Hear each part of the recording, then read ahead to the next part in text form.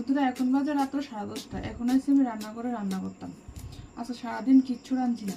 আজকে আমার লগে যে একটা কিতা কইতাম যে একটা চুনা লাগছে আমার, তো এখন কইতাম না, পরে কম। এখন কইতে গেলে ভিডিওটা বড় হয়ে যাবে। পরে কম কি চুনা লাগছে, আমি হাসতেছি কিন্তু ভিতরটা জ্বলতাছে আগুনের মতন। এখন এসে আলু ভাজা করতাম, আলু ভাজা করুন করে পরে ভাত খাও, ভাত খেয়ে ঘুমাবো।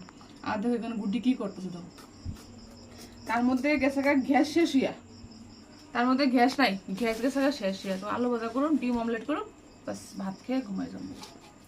এই যে কথা আর কি কম বউ বন্ধুরা। আমার যে আজকে একটা সোনা খাইছি, আজকে মানে আমার সারা জীবন অক্টোবর 1 তারিখ যে একটা দশা লাগছে আমার কল্পনার বাইরে।